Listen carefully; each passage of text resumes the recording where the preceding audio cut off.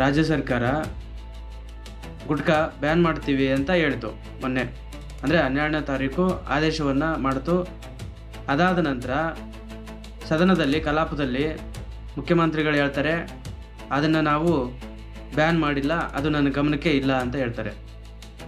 ಆದರೆ ಅದರಿಂದ ಅಂದರೆ ಮತ್ತೆ ತಿರ್ಗಾ ಹಿಂಪಡೆಯೋದ್ರಿಂದ ಯುವಕರಿಗೆ ಎಷ್ಟು ಸಮಸ್ಯೆ ಆಗುತ್ತೆ ಅಂದರೆ, ಈಗ ಸರ್ಕಾರ ಹೇಳುತ್ತೆ ನಾವು ನಶೆ ಮುಕ್ತ ಕರ್ನಾಟಕ ಮಾಡ್ತೀವಿ, ಹೊಸ ಯುವ ಜನತೆಯನ್ನು ರಾಜಕಾರಣಕ್ಕೆ ತರ್ತೀವಿ, ಯುವಕರ ಉದ್ಧಾರಕ್ಕಾಗಿ ನಾವು ಕೆಲಸ ಮಾಡ್ತೀವಿ ಅಂತ ಸರ್ಕಾರ ಹೇಳುತ್ತೆ. ಆದರೆ ಹೇಳೋದೊಂದು, ಮಾಡೋದು ಇನ್ನೊಂದು. ಈ ಅಡಿಕೆ ಮಾರಾಟಗಾರರ ಒತ್ತಡದಿಂದ ಇವತ್ತು ಗುಟ್ಕಾ ನಿಷೇಧ ಏನು ಹಿಂಪಡೆದ್ರೆ ಯುವಕರಿಗೆ ಎಷ್ಟು ತೊಂದರೆ ಆಗುತ್ತೆ ಅಂತ ಇಡೀ ಕರ್ನಾಟಕದ, ಅದರಲ್ಲಿ ವಿಶೇಷವಾಗಿ ಉತ್ತರ ಕರ್ನಾಟಕದ ಜನರನ್ನು ನೋಡಿದ್ರೆ ಗೊತ್ತಾಗುತ್ತೆ. ಅದೇಗೆ ಅಂತೇಳಿದ್ರೆ, ಯಾವುದೇ ಬಸ್ ಸ್ಟ್ಯಾಂಡು ಅಥವಾ ಸರ್ಕಾರಿ ಕಚೇರಿಗಳಲ್ಲಿ ನೀವೇನಾದರೂ ಕಣ್ಣಾಡಿಸಿದರೆ ಗೊತ್ತಾಗುತ್ತೆ, ಅಲ್ಲಿ ಕೆಂಪು ಗೋಡೆಗಳ ಅಥವಾ ಕೇಸರಿ ಗೋಡೆಗಳ ಮಯವಾಗಿರುತ್ತೆ. ಅಲ್ಲಿ ಬರ್ತಕ್ಕಂಥ ಜನರು, ಹೆಚ್ಚಿನ ಜನರು ಗುಟ್ಕಾ ತಿಂದು ಓಡಾಡ್ತಕ್ಕಂಥ, ಅಲ್ಲಿ ಪಿಚ್ಕಂತ ಉಗುಳ್ತಕ್ಕಂಥ ಒಂದು ಕೆಲಸವನ್ನು ಮಾಡ್ತಾರೆ. ಆದರೆ ಅವರಿಗೆ ಅಂಥ ಒಂದು ದುಶ್ಚಟ ಕಲಿಯೋದಕ್ಕೆ ಕಾರಣ ದಾರಿಯಲ್ಲಿ ಅಕ್ಕಪಕ್ಕದಲ್ಲಿ ಆಸುಪಾಸಿನಲ್ಲಿ ಸಿಗ್ತಕ್ಕಂಥ ಗುಟ್ಕಾ ಮತ್ತು ಸಿಗರೇಟು ಅಥವಾ ಇತರೆ ನಶಾ ಪದಾರ್ಥಗಳು ಇವತ್ತು ಬೀದಿಯಲ್ಲಿ ಸಿಗ್ತಾ ಇದೆ. ಆ ಕಾರಣಕ್ಕಾಗಿ ಅವರು ಅದನ್ನು ಅಭ್ಯಾಸ ಮಾಡಿಕೊಂಡು ಅವರ ಆರೋಗ್ಯ ಕೆಟ್ಟೋಗುತ್ತೆ ಅಂತ ಗೊತ್ತಿದ್ರೂ ಕೂಡ ಅನಿವಾರ್ಯವಾಗಿ ಆ ನಶೆಗೆ ದಾಸರಾಗಿರ್ತಾರೆ. ಅಂತಹ ಜನರು ಒಳ್ಳೆಯ ವ್ಯವಸ್ಥೆ ಬರಲಿ ಅಂತ ಕೇಳ್ಕೊಳ್ತಾರೆ. ಆದರೆ ಬೀದಿಯಲ್ಲಿ ಸಿಗ್ತಕ್ಕಂಥ ನಶೆ ಪದಾರ್ಥಗಳು ಅನಿವಾರ್ಯವಾಗಿ ಅವ್ರ ಕೈಗೆ ಸಿಗ್ತಕ್ಕಂಥ ಕಾರಣದಿಂದ ಇವತ್ತು ಅವರು ಅದನ್ನು ಅಭ್ಯಾಸ ಮಾಡಿಕೊಂಡು ತಮ್ಮ ಆರೋಗ್ಯವನ್ನು ಹಾಳು ಮಾಡಿಕೊಂಡು ಜೀವನ ಮಾಡ್ತಾ ಇದ್ದಾರೆ. ಆದರೆ ಸರ್ಕಾರ ಇಂಥವ್ರ ಬಗ್ಗೆನೂ ಕೂಡ ಕಾಳಜಿ ಮಾಡಬೇಕು. ಕಾಳಜಿ ಮಾಡಿ ಅವರು ಮತದಾರರು ಅನ್ನೋ ಕಾರಣಕ್ಕೆ ಅಲ್ಲ, ಅವರು ಕೂಡ ಮನುಷ್ಯರು, ಅವರು ಕೂಡ ಒಳ್ಳೆ ಒಂದು ಸಮಾಜದಲ್ಲಿ ಬದುಕಬೇಕು, ಅವ್ರಿಗೂ ಕೂಡ ಗೌರವವಿದೆ, ಅವ್ರಿಗೂ ಕೂಡ ಈ ದೇಶದಲ್ಲಿ ಸಮಾನವಾಗಿ ಒಳ್ಳೆಯ ರೀತಿಯಲ್ಲಿ ಬದುಕ್ತಕ್ಕಂಥ ಹಕ್ಕಿದೆ.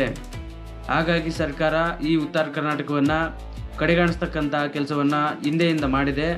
ಆದರೆ ಈ DK ಶಿವಕುಮಾರ್ ಅವರು, ಮಾನ್ಯ ಮುಖ್ಯಮಂತ್ರಿಗಳು, ಉತ್ತರ ಕರ್ನಾಟಕವನ್ನು ಹಿಂದೆ ಮಾಡಿರ್ತಕ್ಕಂಥ ರಾಜಕಾರಣಿಗಳ ರೀತಿಯಲ್ಲಿ ಮಾಡಿಕೊಡ್ದು ಉತ್ತರ ಕರ್ನಾಟಕವನ್ನು ವಿಶೇಷವಾಗಿ ಅಭಿವೃದ್ಧಿ ಮಾಡಬೇಕು. ಮಾಡ್ತಕ್ಕಂಥ ಏನಾದರೂ ಕೆಲಸ ಮಾಡಿದ್ರೆ ಉತ್ತರ ಕರ್ನಾಟಕ ನಿಮ್ಮನ್ನು ಇತಿಹಾಸದಲ್ಲಿ ಮರೆಯೋದಿಲ್ಲ, ನಿಮ್ಮನ್ನು ಯಾವಾಗಲೂ ಕೂಡ ನೆನಪು ಮಾಡಿಕೊಳ್ಳುತ್ತೆ. ಆದರೆ ನೀವು ಅಂದರೆ ವಿಶೇಷವಾಗಿ ಇಲ್ಲಿ ಗುಟ್ಕಾ ಅಥವಾ ಇನ್ನಿತರೆ ನಶಾ ಪದಾರ್ಥಗಳಿಗೆ ದಾಸರಾಗಿರ್ತಕ್ಕಂಥವ್ರು ಯಾರು ಅಂದರೆ ನಮ್ಮ ಉತ್ತರ ಕರ್ನಾಟಕದ ಜನರು. ಹಾಗಾಗಿ ಈ ಒಂದು ಭಾಗದ ಉತ್ತರ ಕರ್ನಾಟಕದ ಜನರ ಬಗ್ಗೆ ವಿಶೇಷ ಕಾಳಜಿಯನ್ನು ಎತ್ಕೊಂಡು ಮಾನ್ಯ ಮುಖ್ಯಮಂತ್ರಿಗಳು ಅದನ್ನು ಸಂಪೂರ್ಣವಾಗಿ ನಿಷೇಧ ಮಾಡ್ತಕ್ಕಂಥ ಒಂದು ಕೆಲಸವನ್ನು ಮಾಡಬೇಕು. ಒಂದು ವೇಳೆ ಅಡಿಕೆ ಮಾರಾಟಗಾರರು ಅಂದರೆ ದಕ್ಷಿಣ ಭಾಗದಲ್ಲಿ, ಉತ್ತರ ಕರ್ನಾಟಕದ ದಕ್ಷಿಣ ಭಾಗದಲ್ಲಿ ಇರ್ತಕ್ಕಂಥವ್ರು, ನಾವು ಅಡಿಕೆಯನ್ನು ಬೆಳಿತೀವಿ, ಆ ಗುಟ್ಕಾ ನಿಷೇಧ ಮಾಡಬೇಡಿ ಅಂತೇನಾದರೂ ಕೇಳಿಕೊಂಡ್ರೆ ಸರಿ, ನಿಮ್ಮ ಕಡೆ ಅಂದರೆ ನೀವು ಎಲ್ಲೆಲ್ಲಿ ಅಡಿಕೆಯನ್ನು ತಯಾರು ಮಾಡ್ತೀರಿ ಅಲ್ಲಿ ಗುಟ್ಕಾ ಮಾರಿ.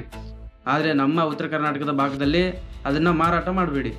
ನೀವು ಅದರಿಂದ ಲಾಭ ತಿನ್ನೋದು, ನಾವು ಇಲ್ಲಿ ಸಂಕಷ್ಟ ಅನುಭವಿಸೋದು ಸರಿ ಆಗೋದಿಲ್ಲ. ಹಾಗಾಗಿ ಈ ಉತ್ತರ ಕರ್ನಾಟಕದ ಭಾಗದಲ್ಲಿ ಬರ್ತಕ್ಕಂಥ ಗುಟ್ಕಾ ಆಗಿರಲಿ, ಇನ್ನಿತರೆ ನಶೆ ಪದಾರ್ಥಗಳನ್ನು ಬ್ಯಾನ್ ಮಾಡಿ, ಬೇಕಾದರೆ ದಕ್ಷಿಣ ಕರ್ನಾಟಕದಲ್ಲಿ ಅಂದರೆ ಅಡಿಕೆ ಪದಾರ್ಥಗಳನ್ನು ಬೆಳೀತಕ್ಕಂಥ ಒಂದು ಜಿಲ್ಲೆ ಆಗಿರಲಿ ಅಥವಾ ಭಾಗ ಆಗಿರಲಿ, ಅಲ್ಲಿ ಬೇಕಾದರೆ ಆ ಜನರ ಒಂದು ಅನುಮತಿ ಇದ್ದರೆ ನೀವು ಮಾರಾಟ ಮಾಡಿ, ನಮಗೇನು ಬೇಜಾರಿಲ್ಲ. ಆದರೆ ನಾವು ಉತ್ತರ ಕರ್ನಾಟಕದಲ್ಲಿ ಭತ್ತ ಬೆಳಿತೀವಿ, ಒಳ್ಳೆಯ ಗುಣಮಟ್ಟ ಭತ್ತ ಬೆಳಿತೀವಿ, ಅಂದರೆ ದೇಶ ವಿದೇಶಗಳಿಗೆ ಸರಬರಾಜು ಮಾಡ್ತೀವಿ, ನಾವು ಕೊಡ್ತಕ್ಕಂಥದ್ದು ಒಟ್ಟಿಗೆ ಅನ್ನ ಕೊಡ್ತೀವಿ. ಆದರೆ ನಮಗೆ ದಕ್ಷಿಣ ಕರ್ನಾಟಕದವರು ಕೊಡೋದು ಮಾತ್ರ ಗುಟ್ಕಾ, ಸಿಗರೇಟು, ಬೀಡಿ ಇಂತಹ ನಶೆ ಪದಾರ್ಥಗಳನ್ನು ಕೊಡ್ತಾರೆ. ಇದು ಎಷ್ಟರ ಮಟ್ಟಿಗೆ ಸರಿ? ಉತ್ತರ ಕರ್ನಾಟಕ ಯಾವುದೇ ರೀತಿಯಲ್ಲಿ ಯಾರಿಗೂ ಕೂಡ ಅನ್ಯಾಯ ಮಾಡಿಲ್ಲ, ಇವತ್ತಿಗೂ ಕೂಡ ಯಾರಿಗೂ ಅನ್ಯಾಯ ಬಯಸೋದಿಲ್ಲ. ಉತ್ತರ ಕರ್ನಾಟಕ ದಕ್ಷಿಣ ಕರ್ನಾಟಕ ಎರಡೂ ಒಂದೇ. ನಾವಿಬ್ಬರು ಸೇರಿದ್ರೇ ಅಂದರೆ ಉತ್ತರ ಕರ್ನಾಟಕ ದಕ್ಷಿಣ ಕರ್ನಾಟಕ ಏನಾದರೂ ಸೇರಿದರೆ ಮಾತ್ರ ಇದು ಒಂದು ಕರ್ನಾಟಕ. ಹಾಗಾಗಿ ಉತ್ತರ ಕರ್ನಾಟಕದ ಜನರಿಗೆ ಅಂದರೆ ಅವಿದ್ಯಾವಂತರು ಅನ್ನೋ ಕಾರಣಕ್ಕೆ ದ್ರೋಹ ಮಾಡಬೇಡಿ ಅಂಥೇಳಿ ಈ ಮೂಲಕ ನಾನು ತಮ್ಮಲ್ಲಿ ವಿನಂತಿ ಮಾಡ್ತೀನಿ. ಒಂದು ವೇಳೆ ನೀವೇನಾದರೂ ಗುಟ್ಕಾ ಈ ಥರದ್ದು ನಶೆ ಪದಾರ್ಥಗಳನ್ನು ಅಧಿಕೃತವಾಗಿ ಮತ್ತೆ ಜಾರಿ ಮಾಡಿದರೆ ಇಲ್ಲಿ ಉತ್ತರ ಕರ್ನಾಟಕಕ್ಕೆ ನೀವು ಮಾಡ್ತಕ್ಕಂಥ ಅನ್ಯಾಯ, ಇದನ್ನ ನಾವು ಉತ್ತರ ಕರ್ನಾಟಕದ ಜನರು ಖಂಡಿಸ್ತೀವಿ. ಧನ್ಯವಾದ.